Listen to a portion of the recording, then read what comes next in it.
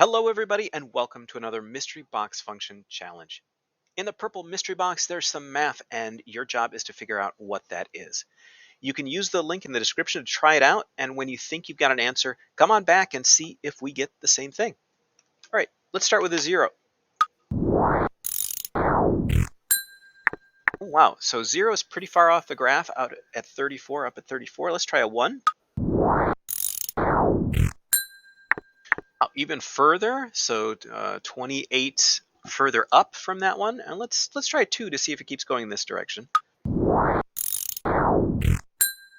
That's 98, so more than 30, so 36 away. Okay, so it looks like a curve, and it looks like it keeps increasing as x increases. Let's go back the other direction and see if anything ends up on the graph. Let's try a -1. All right, still off the graph, but lower. That's at 14. How about a -2? All right, so -2, we see a point on the graph that's at 2. Let's try a -3. And -3 is down at -2. And let's try a -4. Okay. So since I think this is a curve and I'm seeing this left-right symmetry, I think this is a quadratic function. And maybe it would help us visualize this better if we looked at points between -2 and -4. So let's put in a -2.5. And a -3.5. I think you can start to see the curve better. Yeah, so this is looking like a quadratic.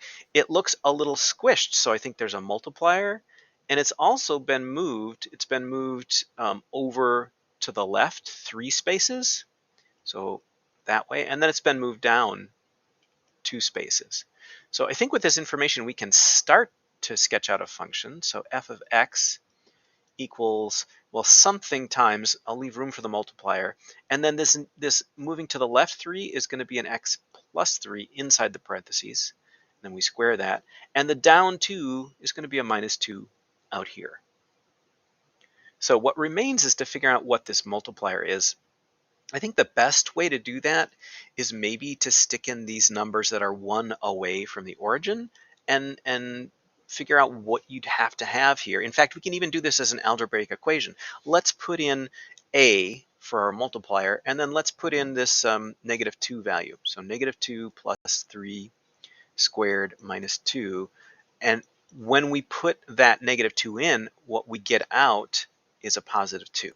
So 2 equals our multiplier a times this expression -2. So -2 plus 3 is 1. 1 squared is just 1. So 2 equals a minus 2.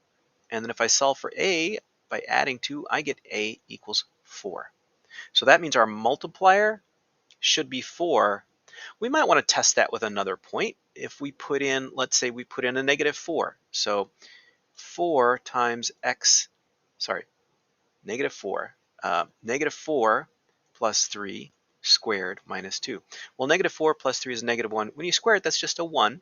So 4 times 1 is 4 minus 2. That equals 2. That's exactly what we get. We could try one of these other points. If we put in a 0, for example, we'd have 4 times 0 plus 3 squared minus 2. And 3 is plus 0 is 3, squared is 9, 9 times 4 is 36, 36 minus 2, 34. Look at that, 0 and 34. So I think we've got this. Let's go ahead and reveal. That is 4 times quantity x plus 3 squared minus 2. And let's graph that as well. There it is.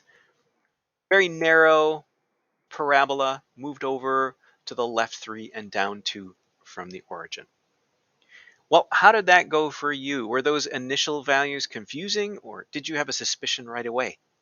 Let me know. Thanks, everybody.